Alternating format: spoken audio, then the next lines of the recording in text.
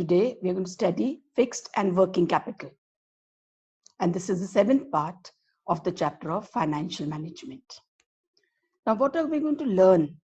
We'll first study the concept of fixed and working capital and then also see the factors determining them. Now, what is fixed capital? Fixed capital is investment in long-term assets like building, machine, etc. And how does the company or the finance manager decide as to what is going to be the amount of fixed capital? So that he will have to decide based on number of factors that we will be studying in this video. Now let's start with fixed capital management. Now fixed capital, as I told you, is investment in long-term assets. And remember, long-term assets is nothing but capital budgeting also. So fixed capital management is also called capital budgeting decision. And we have already done that before. Now, since these assets are going to give us return in the long run, therefore they affect our profitability in the long run. And because the profit is going to be in the long run, there's a huge amount of risk. And the growth also takes place only in the long run. That is why fixed capital management has to be done very carefully.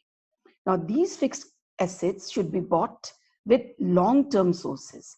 Suppose you buy a machinery of 5 crores. Now, if you buy it with a short-term source, then you will not be able to pay it. And you will have very less liquidity. So fixed assets should always be bought through long-term sources. And some examples of fixed assets are purchase of land, machinery, or major advertising expenditure, etc. Now, why are these decisions so important? And these decisions are important because, number one, long-term growth. The result is going to be in the long term. Today, you buy a machinery for 5 crores. It's not going to start giving you profit from the first day. It will start giving you return in the long run. So since the yield is going to be in the long run, therefore, these decisions have to be taken very carefully. Because you cannot say that, okay, from tomorrow I'm going to start earning this. You're going to start earning only after quite some time. So therefore, these decisions have to be taken very carefully. Then large amount of money is involved because we are buying long-term assets, and long-term assets are definitely more expensive. So since a huge amount of funds are being blocked in these, therefore, these decisions have to be taken very carefully. Then risk involved, longer the period, more will be the risk. And since the amount of funds involved are huge, therefore the risk is also huge. And therefore, these decisions should be taken with utmost care. And then they are irreversible. You cannot change them. You can change them, but at a very huge cost. For example, the finance manager buys a car for the organization. He buys a car for 15 lakhs. After some time, he realizes this is not the car that I should have bought. I should have bought another car. It's not that he cannot return this car and buy another one. But if he returns this car, then it will be sold as a second-hand car. And the organization will make huge amount of losses. So therefore, these decisions have to be taken with care so that the company does not incur any huge loss. So because they are irreversible. Now, let's study the factors that affect the fixed capital. Now, children, always keep an example in mind before you do these factors. So fixed capital, I'm going to keep one example in mind, that is machinery. Machinery is an example of fixed capital. So all these points that I'm going to cover, I'll be talking about machinery. Machinery is nothing but fixed capital. So the first factor that should be kept in mind that affect the fixed capital decision of the finance manager is the nature of business. Now the business could either be trading or manufacturing. Trading means buying and selling. So let's say you have a shop. So you're buying and selling. So you don't have much machinery, maybe a computer or something like that. So the fixed capital requirement in case of trading business will be less. But if you are manufacturing, then you'll have to have number of machinery. So the fixed capital requirement will be more. The second point is scale of operation. Now this is quite easy to understand. If the scale of operation is large, huge, then you need more fixed capital. And if the scale of operation is small, then you need less fixed capital. Then come to the choice of technique. Now, if your business is labor intensive, means more labor is employed, less machinery. So if more labor intensive, then we need less fixed capital. Remember I told you fixed capital, keep an example, machinery.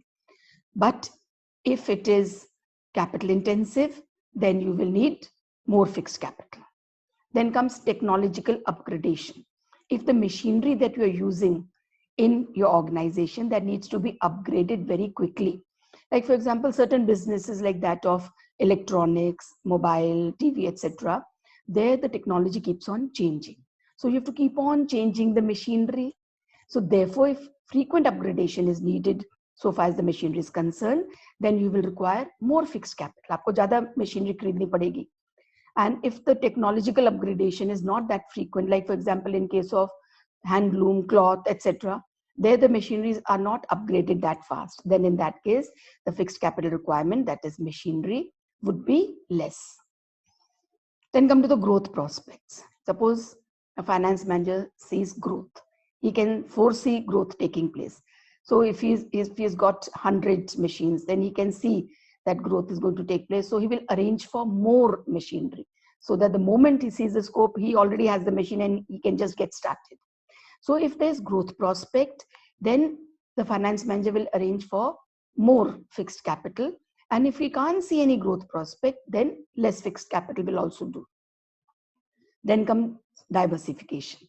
If the products being made by an organization are all diversified, let us take the case of Tata. Tata is making salt, tea, gold, clothes, so many things. They're into mobile, even Vistara, all that.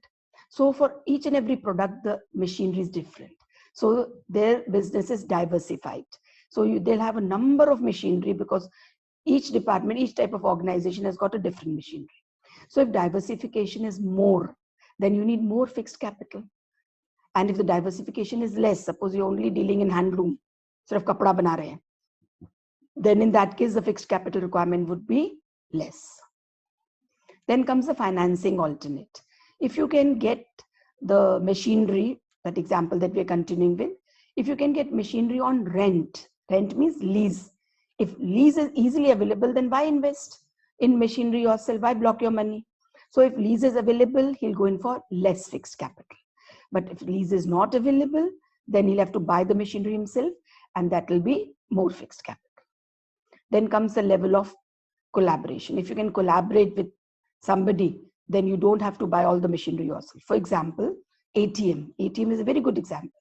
So one bank opens an ATM in a village, and all the other banks provide their services through that ATM. Each and every bank doesn't open their ATM everywhere. So this is called level of collaboration. So everybody doesn't have to invest in fixed asset. So if the level of collaboration is high, you can collaborate with others, then the amount of fixed capital will be less. But if the level of collaboration is low, you cannot collaborate with anybody, then you'll have to install your own machines, everything will be your own, then the amount of fixed capital requirement will be more.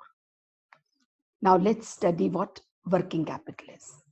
Working capital is nothing but current asset minus current liability, that is net working capital. So working capital is what we need to run the day-to-day expenses like cash, debtors, etc. And how does the company decide? Again, there are certain factors which the finance manager keeps in mind before he takes a decision on working capital. So working capital decisions are those decisions which affect the day-to-day operations of the business. Now for working capital, I'm going to keep one example, and that is cash. We are going to keep in mind cash.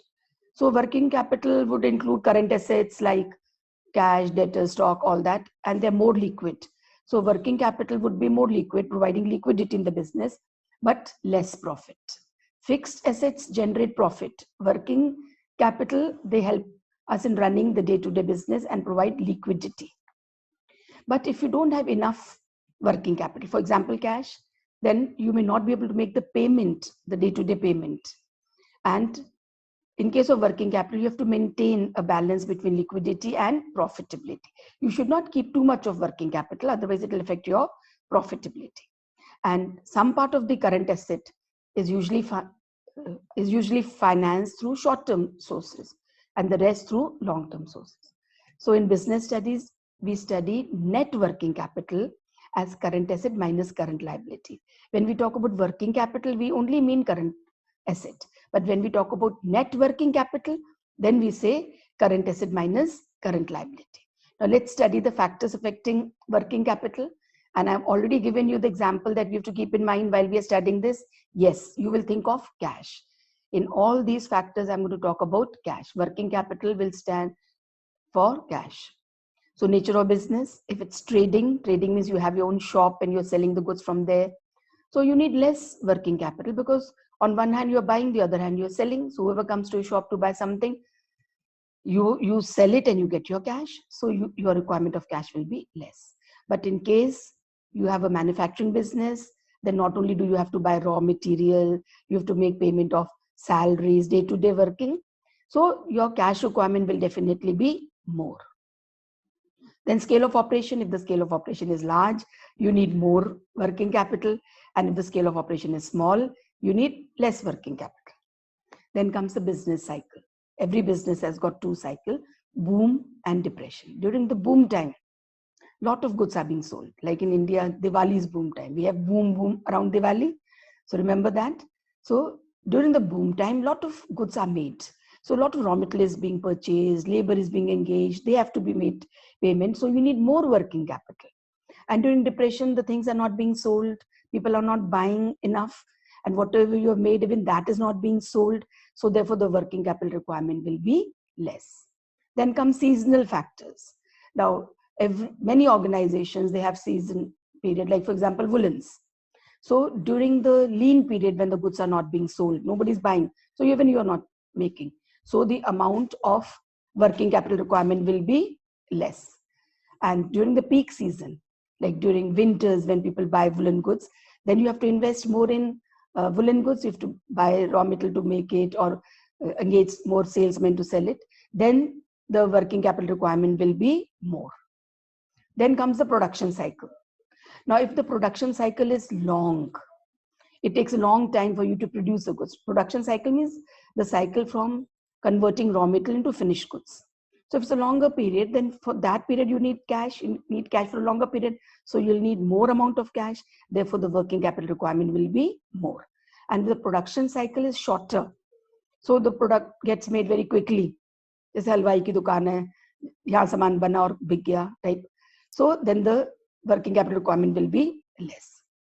Then comes the credit allowed. Remember, credit is allowed to debtors. So if you allow the people to buy goods from you and make the payment after 6 months, so for 6 months you have to manage yourself because you're going to get cash only after 6 months. So if the credit allowed is longer, then you need more working capital. And if the credit allowed is shorter, suppose you're allowing them only 2 months. So after 2 months, you want to get back the cash because they've bought goods from you, so they'll make the payment. So then in that case, you have to make arrangement only for 2 months. So the working capital will be less. Then again, credit availed is just the opposite of credit allowed. Suppose you have availed the credit, you have purchased goods on credit and you have to make the payment after 6 months. So within 6 months, you will sell those goods and from the money you get, you can return. So as a result, you need less working capital. Remember, working capital was cash. And if the credit availed is for a shorter period, suppose they allow you only 1 month credit. So within 1 month, you have to return the money to them. So you have to have your own source. In case you don't sell all the goods, you'll have to arrange it yourself. So if the credit avails for a shorter period, then you'll have to keep more cash or more working capital. Then operational efficiency. If the managers are efficient, so they don't waste, so you need less cash. And if the operational efficiency is less, then you need more cash. This is self-explanatory. Then availability of raw material. If the raw material is easily available, then you don't have to buy it and store it. You don't have to block your cash in buying for the next few months and keeping it. So if the raw material is easily available, then you need less working capital. But if the raw material is not easily available, then you have to stock it for a longer period and therefore you will need more cash to buy raw material and therefore the working capital requirement will be more. Then comes growth prospects. Now growth prospects, if you can see growth in the future, then you'll keep your cash ready so that moment it's there, you can expand it. For expansion, you need money. But if there's no growth prospect, then in that case, you can keep less working capital. Then level of competition. Now, if the competition is very high, cutthroat competition, then you don't know which scheme your competitor may launch. He may come up with a new scheme. So you may have to do the same. So you have to keep cash ready for that. So therefore, if there's more competition, you have to have more working capital. And if the competition is very less, there's hardly any competitor, so you can have less working capital. Then inflation, every time you go and buy products, the amount of the price that you have to pay for it becomes higher. So therefore, you don't know what the price is going to be. So you have to keep extra cash with you because of inflation. So in case inflation is high, you have to keep more working capital. And if the inflation is less, then you can keep less working capital. So these are the points. That brings us to the case study. So again, we are going to first read what is asked. And from that viewpoint, we are going to see the case study. And here it says, identify the factor. You just have to look up one factor affecting the working capital requirement. Okay, let's read it.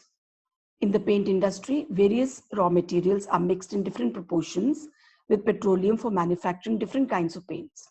One specific raw material is not readily available to the paint manufacturing companies.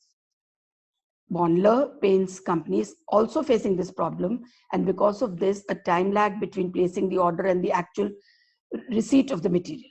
But once it receives the raw material, it takes less time in converting it into finished goods. Identify the factor affecting the working capital requirement of this industry. So I hope you must have got that point. So I'll give you a moment to recollect.